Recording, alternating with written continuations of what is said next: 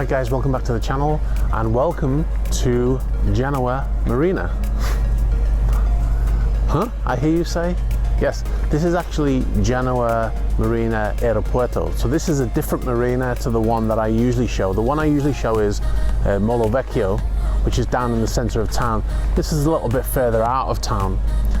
And you might be asking, why haven't I showed you this one before? Well, that's because up until fairly recently, my boat was docked here, so I couldn't really film. I didn't want to give away the position of my boat, so I didn't film in here. But now we've moved, so now I'm back and we're going to have a look around. It's already started to rain now, however. Let's have a quick look around and see what's going on.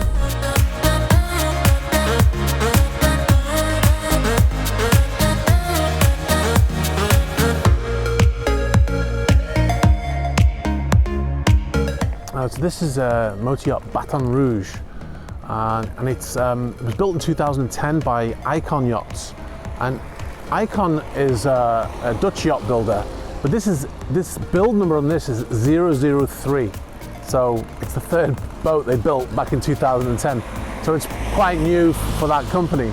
So it can carry 12 guests and has a crew of 18, I believe. Did I say it was a 62 meter? It's a 62 meter, if I didn't say already. And I think it does 16 knots.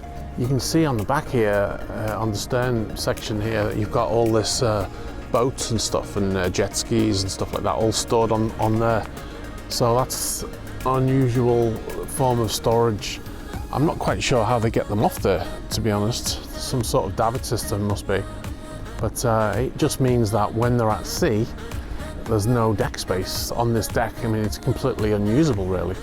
So, but there's a couple of more decks above that, so I'm sure they're not hurting for space. But it's just a bit unusual. You can see that the tender garage here, you can see the stern door will open up, or it might open out, I'm not sure. And you'll get more space under there. So they've got quite a few boats and quite a few toys on board, it seems.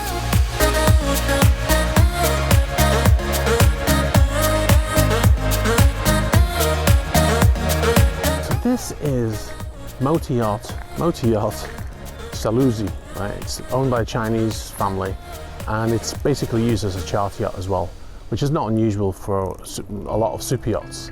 However, this is not really a super yacht, not in any way.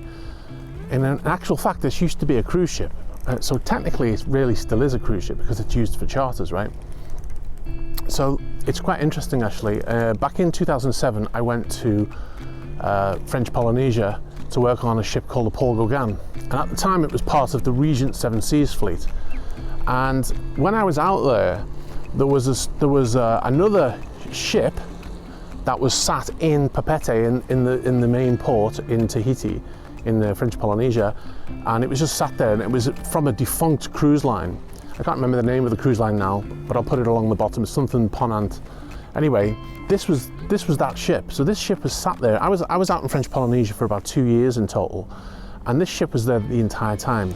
Now, interestingly, there was actually two ships, and they had another one which was docked in a dock in Moorea, which is the next island from Papeete. And what the story went was that when they started to get into to struggle financially, they laid up one ship, and they used it for parts. They were identical ships, built in the same place, and they used them for parts for this ship because so they could keep it operating. And they were both these are both built in Australia in a shipbuilders called Austal. But yeah, they were struggling anyway, and so they stopped using the second one, left it in Moorea, and every time they needed parts, they'd just take it. So they were scavenging parts from the other vessel. So when I first heard about this vessel, I saw this vessel last year in Sardinia, and I instantly recognized it as one of these vessels, but I didn't know which one it was at first. And I've just found out recently which one it was. Was it the cruise ship that was sat in Papeete, the one that was functioning until the last, or was it the one that was scavenged for parts? So it turns out this was Tia Moana, and then it was sold, and then it was bought by the current owner, and it's now called Motor Yacht Saluzi.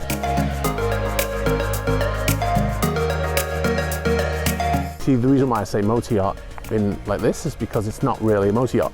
It was built to commercial standards, and even on AIS, marine traffic, it's listed as a passenger ship, not a passenger yacht. So even the AIS says that it's a passenger ship.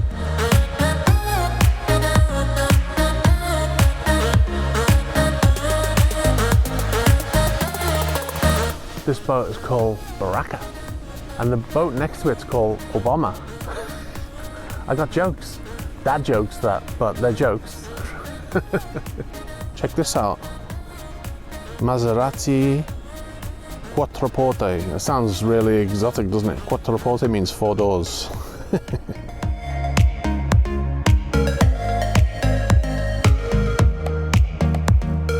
Right, so this is Royal Falcon 1. And this is a brand new build in 2019. It's a 41-meter catamaran, obviously, and it is for sale. The price is on application, so I can't tell you what the price is. If anybody knows what the price is, put it in the comments below.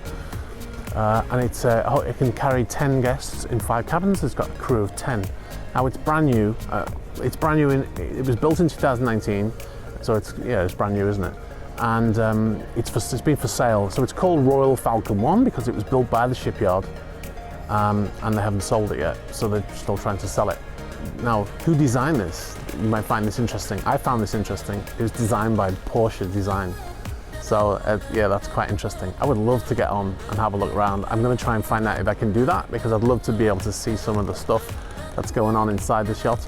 I'll make contact with them and find out what happens. But anyway, I think it's a great looking thing. The fact that it's a catamaran, apparently, and I don't know because I'm not an expert in catamarans, apparently it means that it's more economical to run. Look at the shape of Royal Falcon 1 there. It's such a strange looking boat. Almost looks like a spaceship. Does not look like a yacht.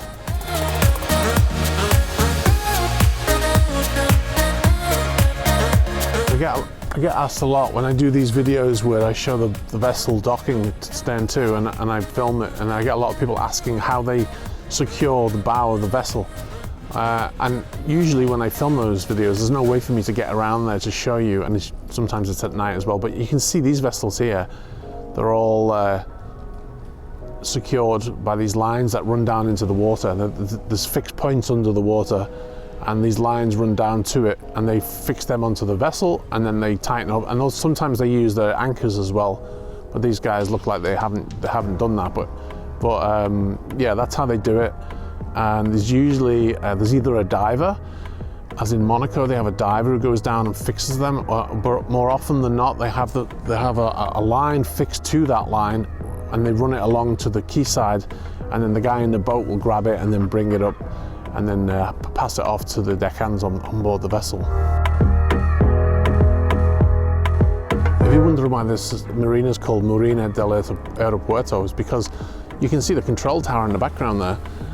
Let's say, whoop, that is the control tower for Genoa Airport, and the airport itself is just over there. So just on the other side of that fence, that's the actual runway. So that's why it has the name of the airport, because it's literally right next to it.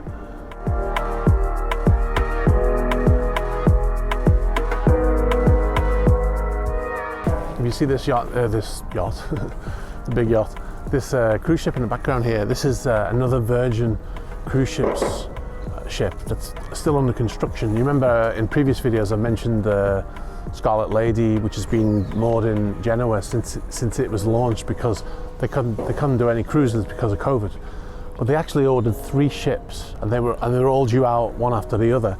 This is the second one. This is called Valiant Lady, and it's nearing completion. So they're going to have 2 ships that they can't use for the foreseeable future, which is just, they must be bleeding money.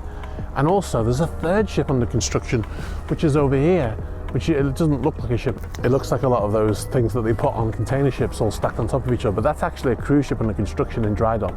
So obviously it's a lot lower down, you can't see the hull, so it's lower down because it's in dry dock, but that's a cruise ship under construction. I suspect it's the 3rd Virgin ship. So they've got 3 ships that they can't use, which is incredible.